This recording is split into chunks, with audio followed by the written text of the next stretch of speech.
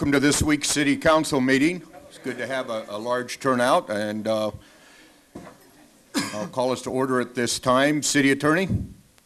Yes, Mr. Mayor and members of the Council, as a result of the closed session just concluded, no action was taken required to be reported. Thank you very much. Ladies and gentlemen, this evening I have the opportunity of providing the invocation, and I came across something. A friend of mine sent this to me a while back on my internet website. In any event, there's a quote by Theodore Roosevelt, and I thought it might be something that we'd like to hear. In the first place, we should insist that if the immigrant who comes here in good faith becomes an American and assimilates himself to us, he shall be treated on an exact equality with everyone else. For it is an outrage to discriminate against any such man because of creed or birthplace or origin. But this is predicated upon the person's becoming in every facet an American, and nothing but an American. There can be no divided allegiance here. Any man who says he is an American, but something else also, isn't an American at all. We have room for but one flag, the American flag. We have room for but one language here, and that is the English language. And we have room for but one sole loyalty, and that is a loyalty to the American people. Theodore Roosevelt, 1907. We're called to order. Roll call, please. Councilmember Boydston. Here. Councilmember West. Here. Mayor Pro Tem Ferry. Here. Councilmember McLean. Here. Mayor Keller. Here. Thank you. Our flag salute, may I call upon Tim Ben Boydston to lead us in the pledge. Right hand over your heart, please. I pledge allegiance to the flag of the United States of America and to the republic for which it stands, one nation, under God, indivisible, with liberty and justice for all. Thank you.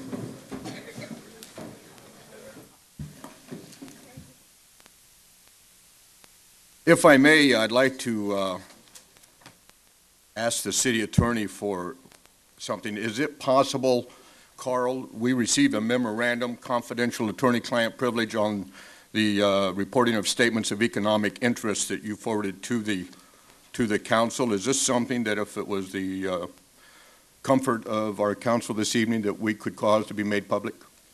Mr. Mayor, that was attorney-client advice. As such, it was within the attorney-client privilege.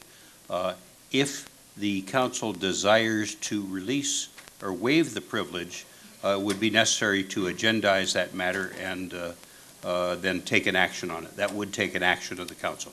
Okay. Is that something of council members that we would feel comfortable of agendizing for a future meeting? I'd like to move that the council agendize the next meeting an item that calls for the release of the city attorney memo on interpretations of the FPP 700 forms. Does that require a motion to put it forward on the That's appropriate. Okay, so we got a second? Second. Roll call? Councilmember Boydston. Yes. Councilmember West. Aye. Mayor Pro Tem Ferry. Yes. Councilmember McLean. Yes. Mayor Keller. Yes. Motion carries. Thank you. We'll move into our awards and recognition, and we have something that I think is probably overdue, but I'm excited to have it before us this evening. And if I may, I would like to call Connie Warden Roberts to come forward, please. And Connie, I believe you have a family member or two with you. If you do, we would love to have them accompany you. Ask Sharon for the microphone. Sharon, can I get the remote, please? Yes.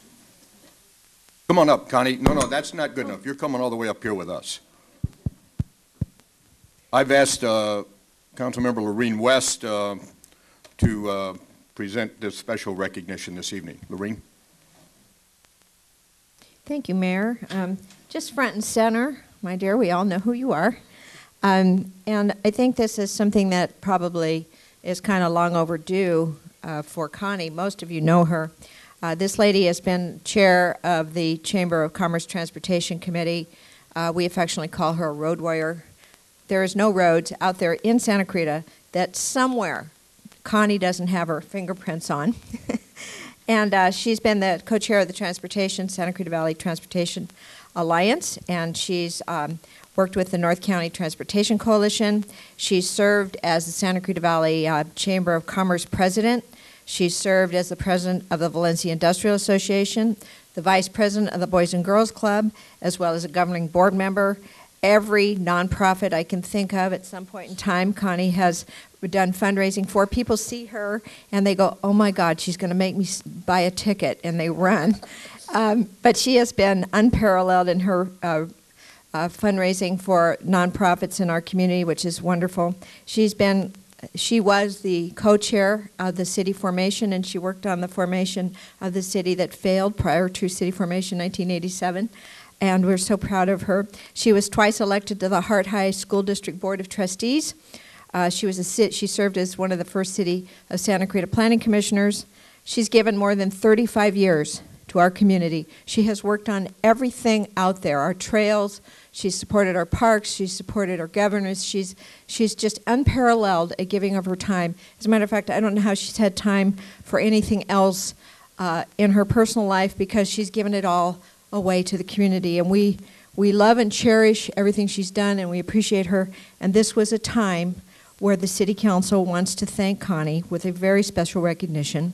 And that says, Connie Warden Roberts, this is a Lifetime of Achievement Award. Thank you for your many contributions to the City of Santa Clarita, March 2008, and is the key to the city.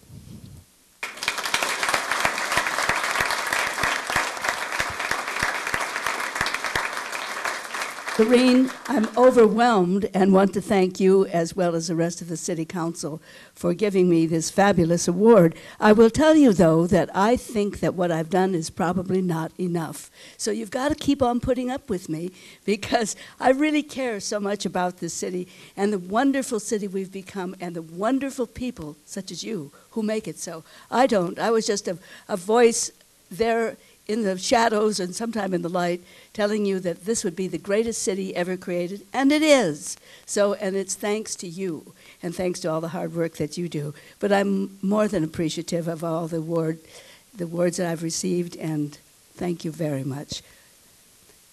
And this is my grandson, Jake. Hi, Jake.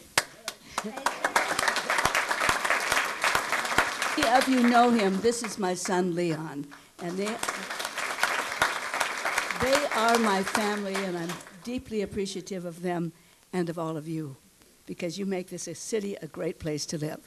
And thank you, Bob. You're more. We get our picture now. Oh, no, you're not done yet.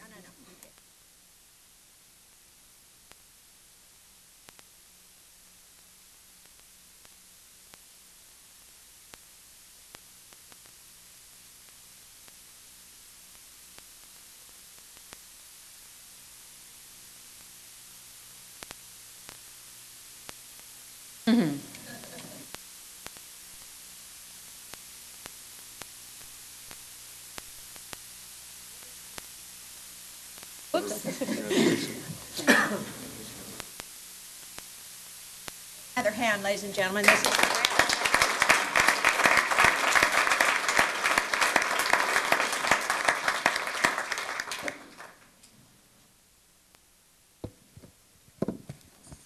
Thank you, Mayor. Thank you.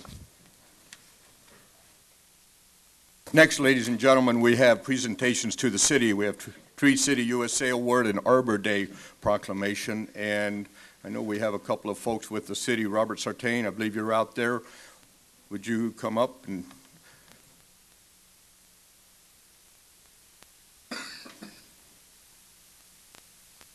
Robert, I'm going to have you introduce our special guest. I don't believe I have her name. Mr. Keller and members of the council, this is Abigail Schrader. She is a forester from the California Department of Forestry and Fire Protection. Well, welcome. Nice to have you join us. I'm very proud to announce that the City of Santa Clarita received its 18th consecutive Tree City USA Award for all of our efforts to create a green community. The National Arbor Day Foundation, in cooperation with the U.S. Forest Service and the National Association of State Foresters, recognizes communities across the nation who effectively manage their public tree resource and encourage community tree management through Tree City USA standards. Our city's Urban Forestry Division answers the call to not only plant trees, but also to care for them. Over the last year, the city's arborists trimmed 9,500 trees, responded to 500 tree-related emergency calls, performed tree maintenance on 1,500 trees, donated 1,200 trees to residents, and conducted 7 elementary school plantings. At this time, it is my pleasure to bring up our city's urban forestry team to accept the Tree City USA Award with our council. Let me cover Arbor Day while we're at it. Would that be appropriate? Abigail has a few things to say. Oh, okay, let me read this, Abigail, and then you've got the floor. The city of Santa Clarita is proud to proclaim Saturday, April 12, 2008, Arbor Day.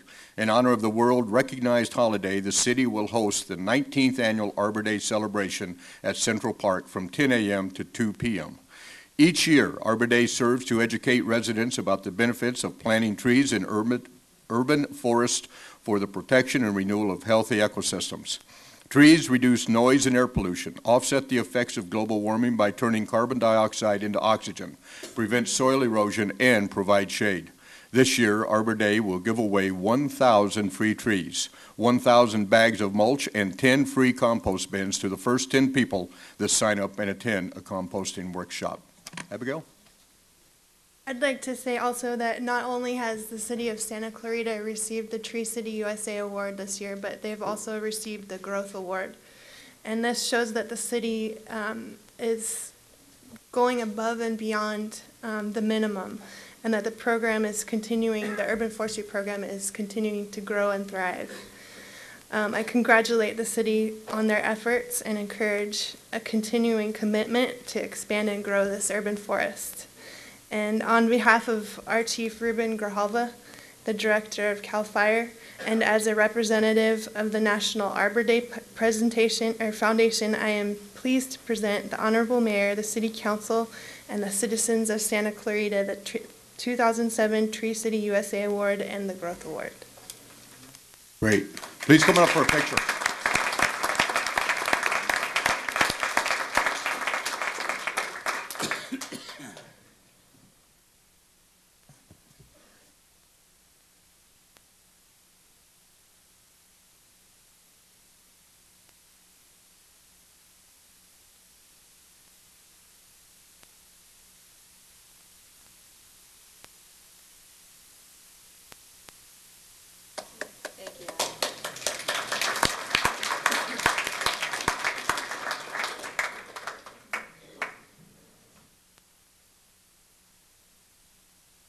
Of course, we expect to see everybody out there at Arbor Day, April 12th.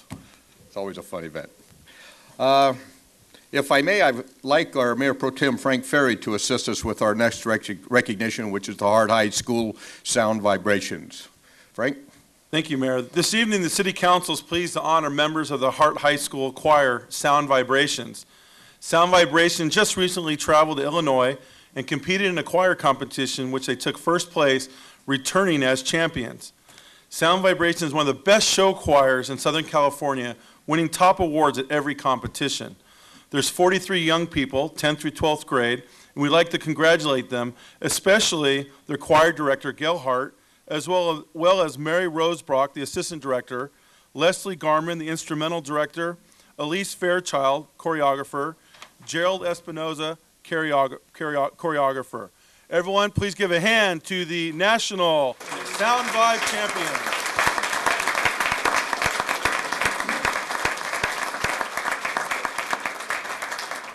And as you said, there's normally 46 students, but we knew there would be limited.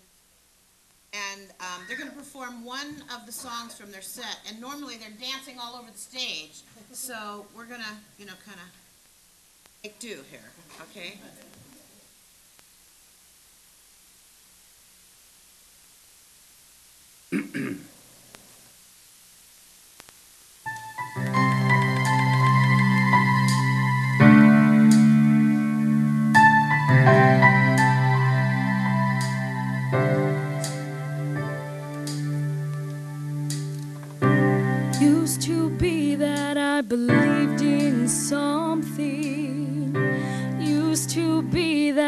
believed in love. Been a long time since I've had that feeling I could love someone.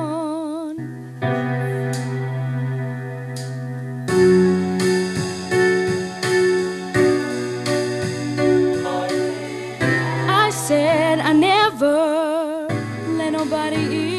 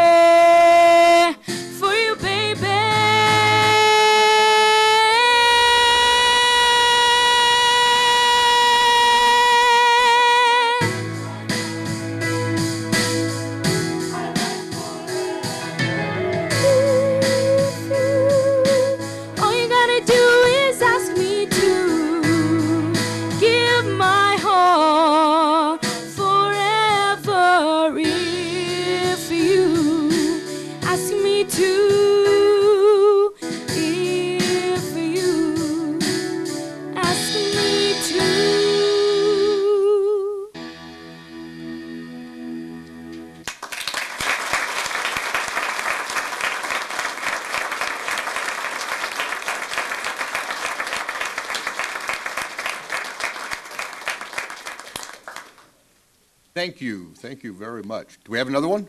No, That's it. That's much we get? This great Power Ranger medley, but, you know, we'll wait. You guys come on, let's get a picture.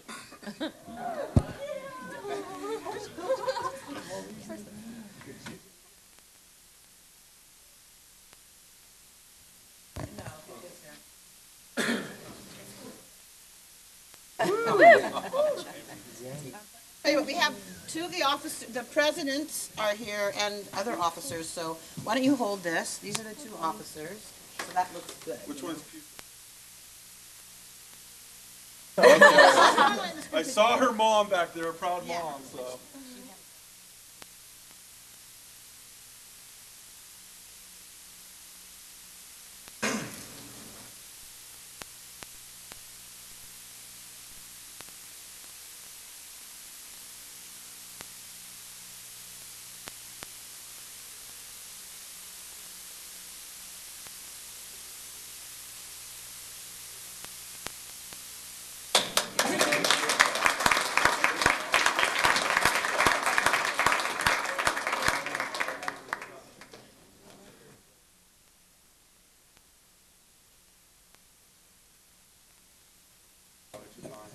Every year we have the privilege of having the Sound Vibrations visit out at the Henry Mayo Hospital for their holiday tree lighting ceremony, and I tell you, each and every year, such a great, great group, and we really enjoy them. Thank you very much.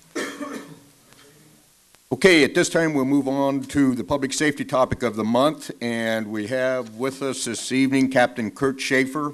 He'll be making a public safety presentation. He is from Fire Station 132 and had previous experience in our Public Affairs Division and is currently on our Incident Management Team. He is a good public speaker. Who wrote this? You bet he is. Welcome, sir. Good to have you with us, Captain. Thank you. Thank you. Good evening, Mayor Keller and council members. I just want to introduce my crew. We're Fire Station 132. We're one of your new fire stations here in Santa Clarita. We're right on Sand Canyon, halfway between Soledad and Sierra Highway.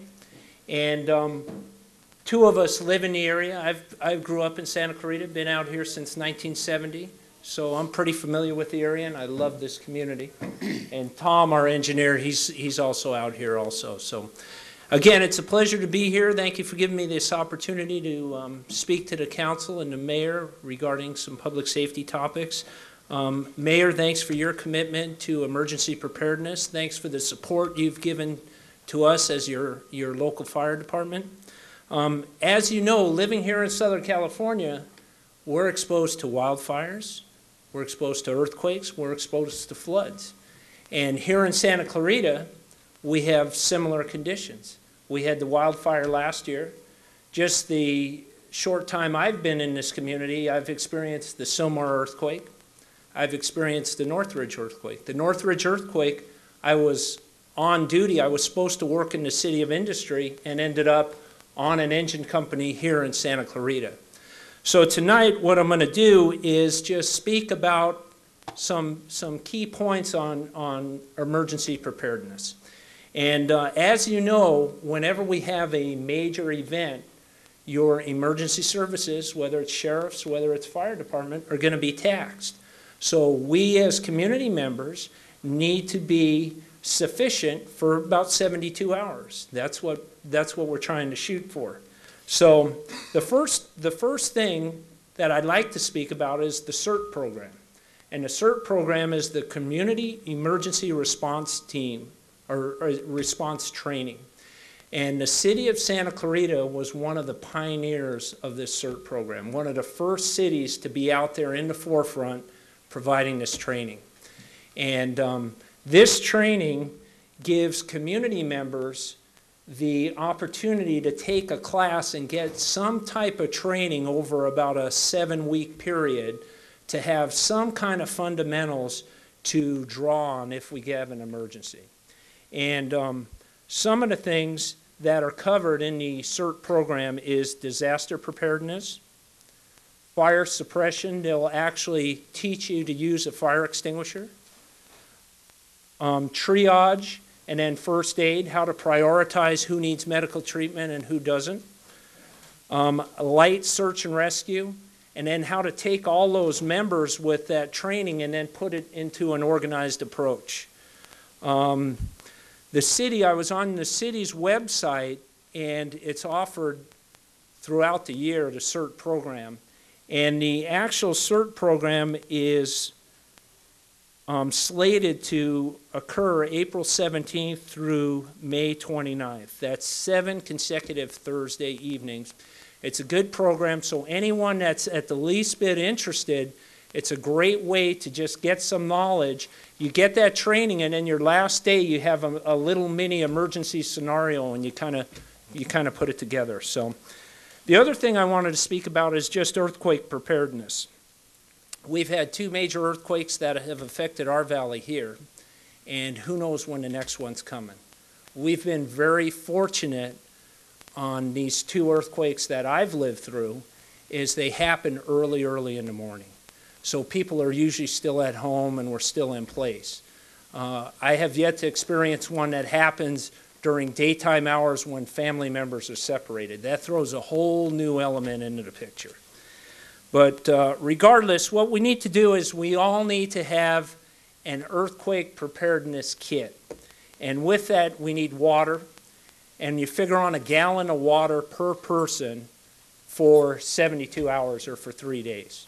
So you need to have water, you need food, ready-to-eat items, canned items, power bars, can openers to open up those items, maybe a Coleman stove, a camping stove, so you could heat those up, and again for 72 hours for 3 days. The other thing is a flashlight, a portable battery-powered radio. That's how you're going to stay connected to the world. Your best place to go is KNX or KFWB News Radio. They're real good about getting information out. Fire extinguisher, first aid kit, tools for turning off utilities, water, gas. Part of that CERT training is they teach you how to turn off a gas meter, when you need to turn off the gas meter. So that's some good stuff there. Gloves, and then if you have young ones at home, babies, you need to stockpile baby items. Or if you're on medications, you need to have your medications too. So, again, that's what should be in the kit. Now you want to look around your house and just inventory your house on large dressers and stuff. Make sure they're secured. And make sure your water heater's strapped. That's for the most part a code requirement now, so most of your homes have your water heater strapped to the wall so it's not going to fall over. And if there's anything good to be had out of an earthquake, what I've seen is on the Northridge quake, what it really does is it really pulls the community together. You start meeting people in your neighborhood that you didn't really know. And it just forces us all to come together and just work together as a group and get through this. The other thing I wanted to speak about is just exit drills in the home. And those coincide with smoke detectors. Smoke detectors are required. We need to have them in hallways, bedrooms, and smoke detectors is what's going to alert us if there's a fire. What kills people on fatality fires is the smoke, not the fire. The smoke displaces the oxygen and they're not able to breathe. And that's what kills people. Most of your fatal fires happen from midnight till 6 in the morning. And over 50% of those fires, of those fatality fires, occur 50% of fires occur in homes with either no smoke detectors or smoke detectors that don't work. So what we like to get, the message we like to get out there is, number one, make sure you have a smoke detector. Secondly, make sure that smoke detector works.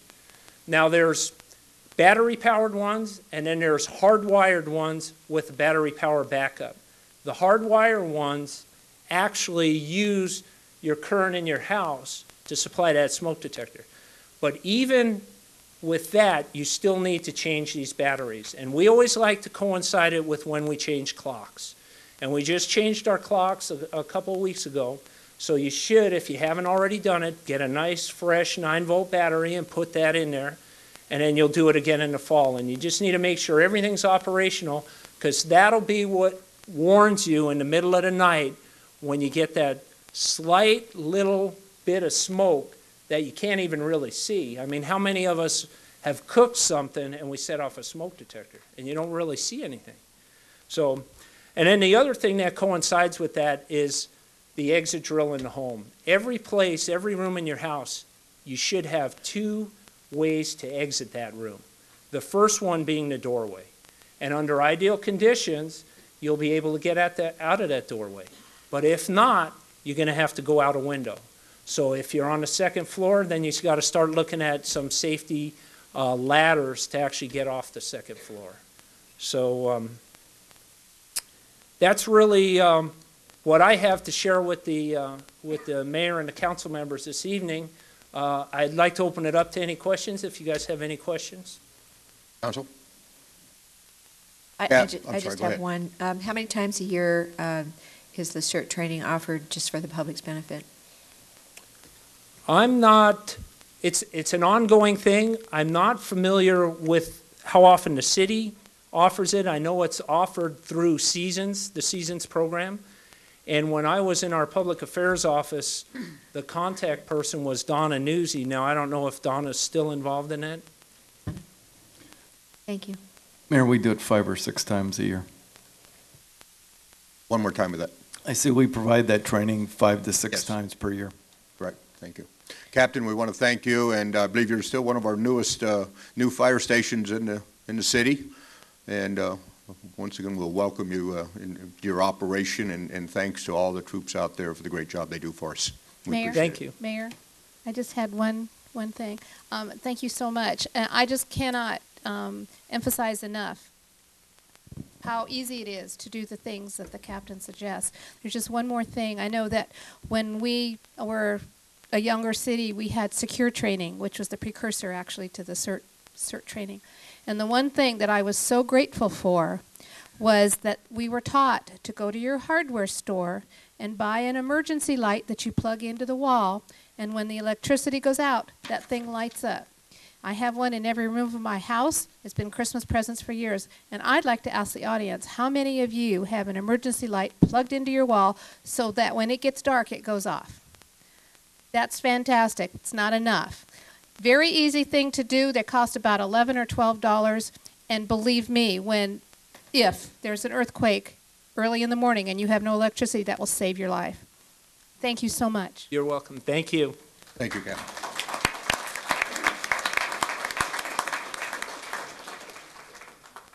Well, ladies and gentlemen, we're going to move into the public participation portion of our meeting, and I understand from our city clerk that we have quite a number of speakers wanting to talk about the material recovery facility. Before we go into those public comments, I'm going to call upon our city manager if he might want to give us an update on what is going on in that regard.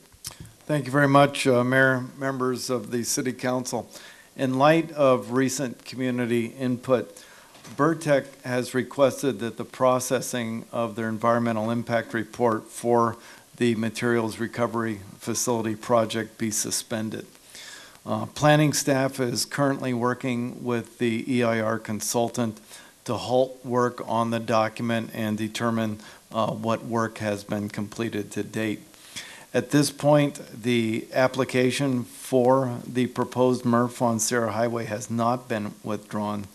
However, I do anticipate that Burtech will determine whether or not to do so over the upcoming months. They have already begun to have discussions about alternative uses to that site. I should mention that I know there are quite a few people, as you indicated, Mayor, that wish to speak tonight. The council does not have the ability to make any decisions on this item this evening. This evening is not on, or this item is not on the agenda this evening. State law precludes the council from taking action on any item that is not on the agenda. I also want to assure the public that anything that is done on this project is going to be well publicized. I know a lot of times government gets accused of doing things behind the scenes. That is not the case. That has not been the case on this project, and it's not going to be the case. Anything that will be done very publicly, and the community will know.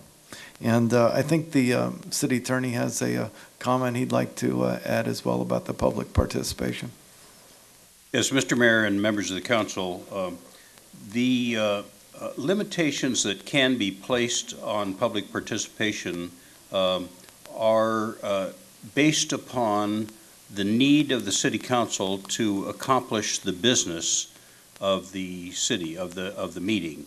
And if there's a determination by the council that there is a need to reduce the 3-minute allotment of time, that can be done if it is for the purpose of assuring that the business of the council can be accomplished in that meeting. So that's a determination the council can make. Thank you. If people take time to drive down here, I'm of the opinion they should be afforded their full 3 minutes if they so desire. I will tell you, ladies and gentlemen, I was appreciative of the comments made by our city manager and the city attorney. I would like to assure the public there is nothing before the council on this. I know we've had this matter before us at our last meeting where we had a similar number of speakers. I tell you that this council is listening to you very clearly. I don't know if that have any effect on those of you that have filled out cards, but I assure you this council has heard you loud and clear on this matter, and I mean that most sincerely. Thank you. Mr. Mayor, would it be appropriate then for, because I would like to move that the council agendize for the next council meeting an item that asks that the Canyon, if the Canyon Country location currently being proposed by the Burtech Company is appropriate for any type of materials recovery facility. That is what I would like to move, so that we put that on the agenda for the next meeting as a question. I think we need to, I think the city attorney needs to weigh in on that suggestion before we move forward. Yes, Mr. Mayor and members of the council, I'm not sure I understand the purpose of the motion.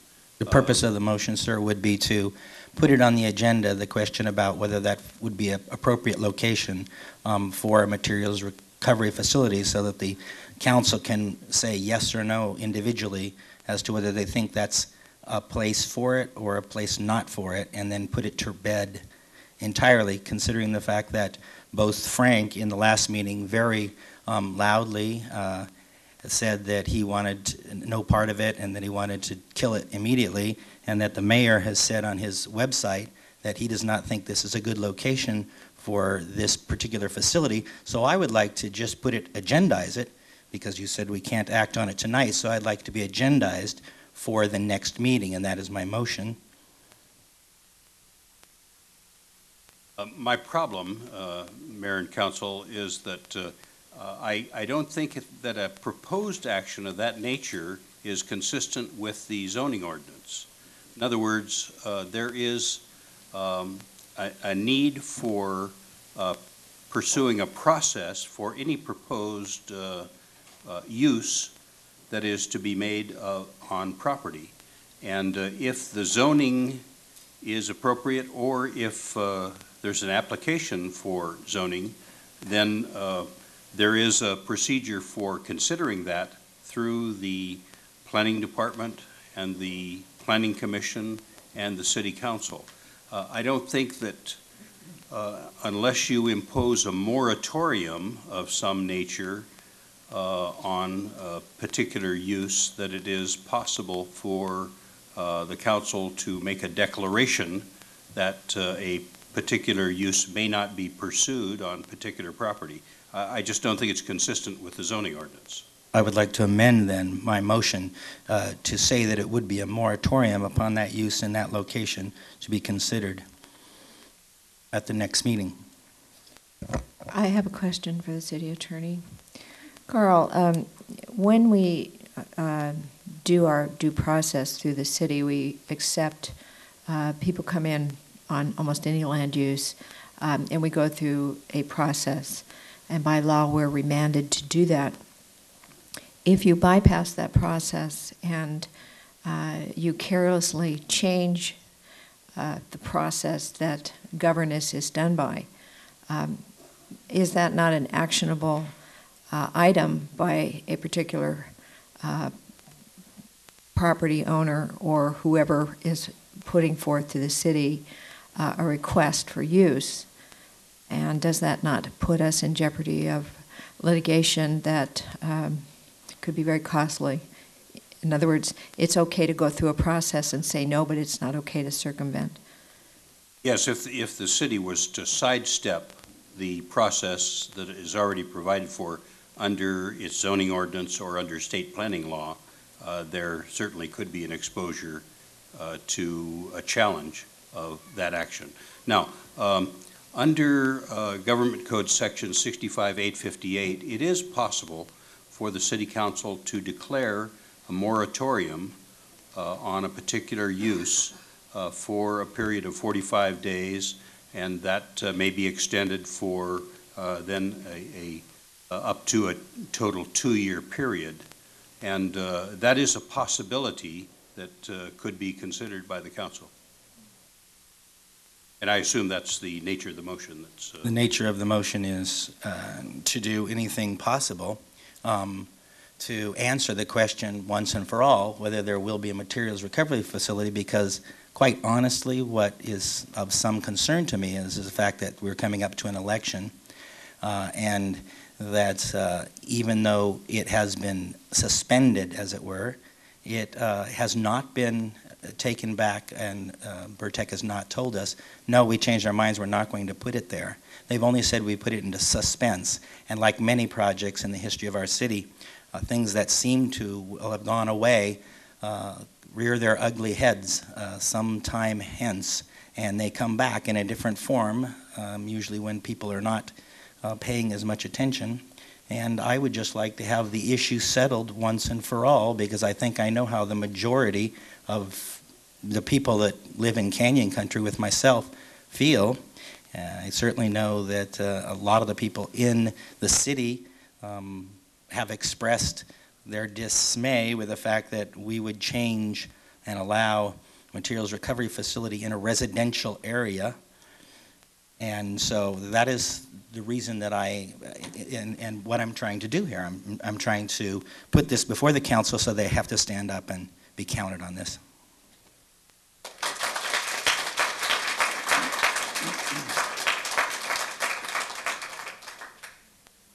have a comment, Mayor. Go ahead.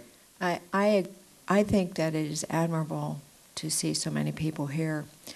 I would hate to see us come back and do something without information that we would all regret later. I think that you can effectively accomplish with a company that we have here that's already said we're already changing direction and looking at how we can work through this. But there are a lot of pieces of information that you need and that we need before we make a decision.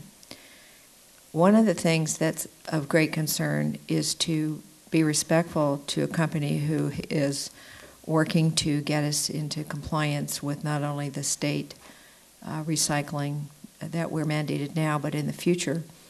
And we are working toward, there will be no more landfills, and we are working toward dealing with probably 75% recycling. I think that it's been very clear what the community thinks about this, and I think that we do need to get all the information. I think just jumping into something and putting the process out of whack and not working through it legitimately the way we do everything comes down to some very negative things that we might face in the future. And I don't think that your opinion is wrong. I just think that we should always be respectful of our process. And to just jump ahead and do that with a company that's already trying to work with us could set a very, very bad precedent for this community. And it's not the way this city has worked through projects before, and it would be a very negative thing to start doing it now. There's a lot of information that you need and we need wherever this ultimately has to be done. But make no mistake, the city is mandated to work through a process that council always listens, and we have to, by law, do things in a very orderly way. And we cannot make mistakes and ultimately cost taxpayers money. And we also don't want to end up with situations in the future where we look back and say, gee, we've caused everybody's cost of living to go up. There's a lot of detailed information here we need. And I'm not worried about the process not including you. I'm worried about us not having enough information to validate our decision. And right now we don't have that. So I just wanted to put that out there. Okay. Did you want to restate your motion? I amended my motion, but I still don't see a second, so motion will die for lack of a second. That's a fact. I was just bringing that point to light. Yeah, I'm all right with that. I will state that the fact that to the many people who are out there who are concerned, who live in canyon country and in the canyons and in the areas, I will be off the council in another month, and I will be joining you.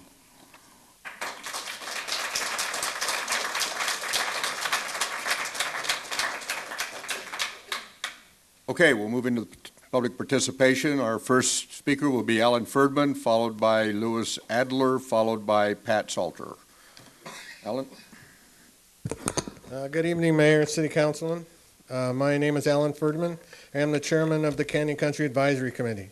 At the last City Council meeting, I spoke about our community's total rejection of the proposal to process all of the trash generated in the Santa Clarita Valley and surrounding areas on Sierra Highway, south of Golden Valley Road. After our meeting, our neighborhood took note of the council's reaction and was comforted to hear your extreme concern over the devastating effect this project would have on our residents and the unacceptable level of traffic that would be added to Sierra Highway. In fact, that next Monday afternoon, Mr. Mike Araquin of Burtech West Industries sent me an email that stated, in light of the community input, we have decided to postpone the current MRF project until viable options can be discussed with city staff and the entire community of Santa Clarita. Regrettably, we declined the opportunity to address the Canyon Country Advisory Committee at this time. Taking him at his word, I forward this information to all of our members and friends. After that, things started to unravel.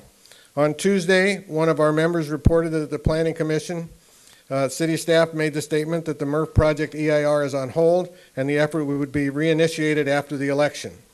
On Wednesday, I had a 3 p.m. meeting scheduled with staff and Mr. Paul Brosman on the MRF project.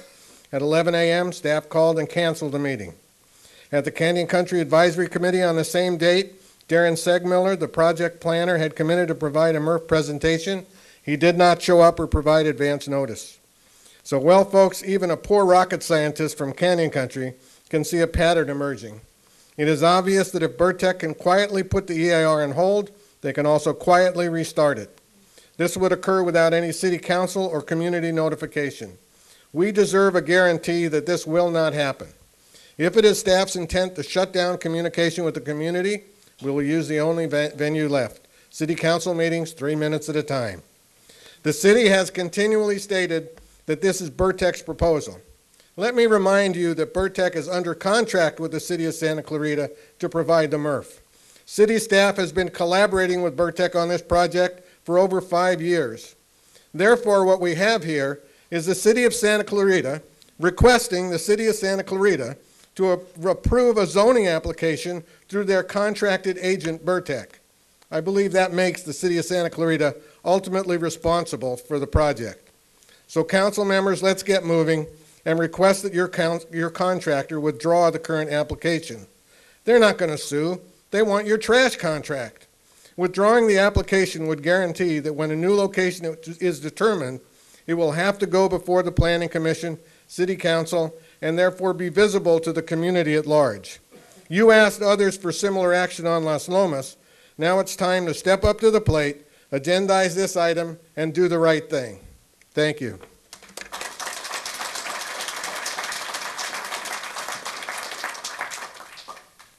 Thank you. Our next speaker will be Mr. Adler. Mr. Mayor and City Council members, good evening. My name is Louis Adler. I live at 18913 Circle of Friends in Santa Clarita in the retirement community called Friendly Valley. We are off Sierra Highway, north of Golden Valley. We have 1,290 residences with over 1,800 senior citizens living here. Many of us have severe health and medical problems. Our very lives depend on the extremely prompt response from our 2 fire stations, number 107 on Soledad and number 104 on Golden Valley.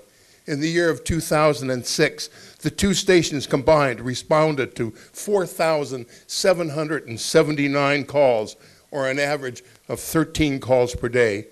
These numbers were taken from the Los Angeles County fire stats this afternoon.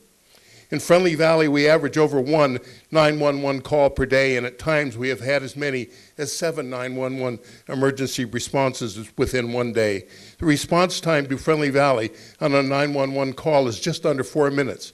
Obviously, the response time could be extremely critical between life and death.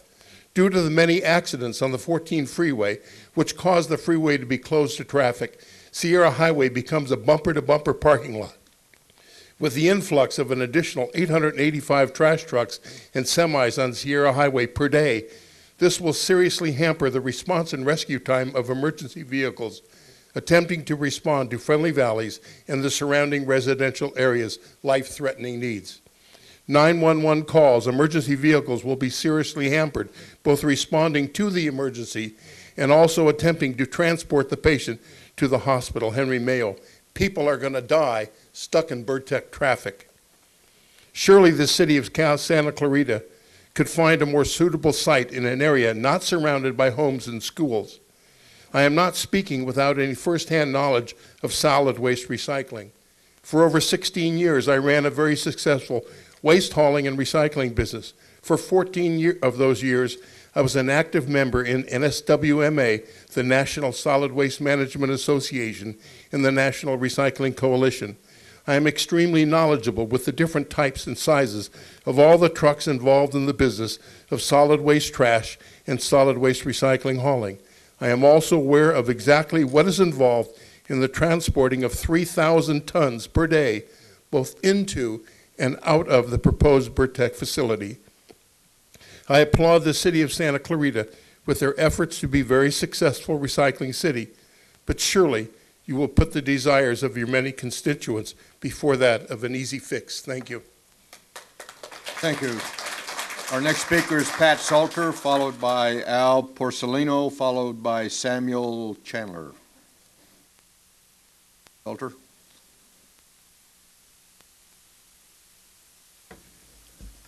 Good evening, City Council. I have some prepared statements here, but I'm a little distraught at Councilwoman Wassett's comments to those of us that are opposed to this. I don't like being lectured as a schoolboy. Community is very upset about attempting to put an industrial solid waste place in a residential zoned area. I live in Friendly Valley. I was in the transportation industry for 25 years. I have a lot of experience with diesel trucks and the waste that they put out, idling and traveling, with what weight does to roads. And as I had spoken at last city council meeting, among those concerns, that was going to be the majority of my talk today. But as I told you last time, we will be here for 3 minutes every city council meeting until something is done. And I don't want to waste your time. I run a business. I know how valuable time is. I know how you want to move agendas and how you want to get forward with things. It is really simple. We need to have this facility somewhere in the city. The state legislature has passed it to where we have to have 50% recycling, and that's going to move forward. No more landfills. That isn't the issue. The issue is, where do we place it? Don't place it in a residential neighborhood near seniors and children. There's 2 schools very close to this facility. Last week, the city of Oakland had a state report on particulate diesel matter that was released last Wednesday that states very much that higher incidences of cancer occur where diesel dust is, and it is very unhealthy for seniors and children. That's what's going to happen along Sierra Highway with 872 trucks idling daily for 13 hours going in and out of this facility. That is a serious health problem. And we haven't touched the other ones. And I know you have to have an environmental impact survey done on this. And we've seen in other cities where that stuff can go.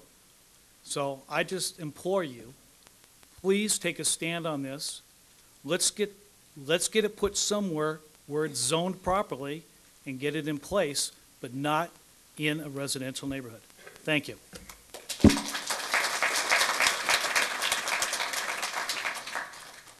Folks, I know you're passionate about it, but if we could hold off on the applause, maybe just wait till the last speaker. Believe it or not, it'll add up to a lot of time. Our next speaker is Al Porcelino, followed by Samuel Chandler, followed by Lois Jane Danis.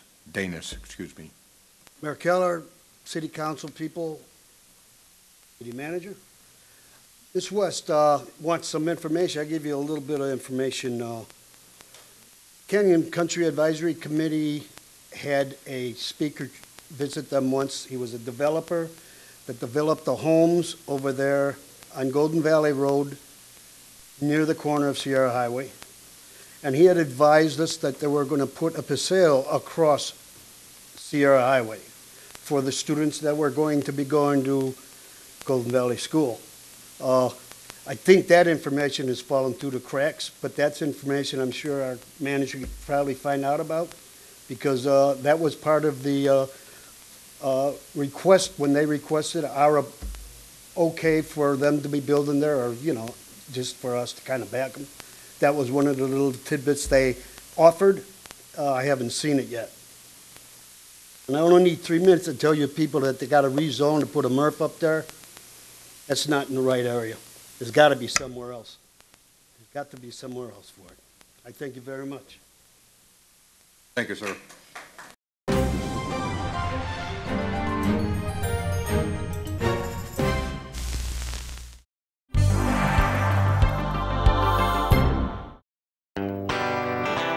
Howdy, friends. It's time to dust off your boots and head on over to the city of Santa Clarita's annual Cowboy Festival. The Old West comes alive. As you walk down the streets of the Melody Ranch Motion Picture Studio, there'll be non-stop entertainment all weekend with nationally renowned musicians and cowboy poets. Get fitted up with authentic cowboy gear and taste the best cowboy grub in the West. So come on out to the historic Melody Ranch Motion Picture Studio in the rustic hills of Santa Clarita.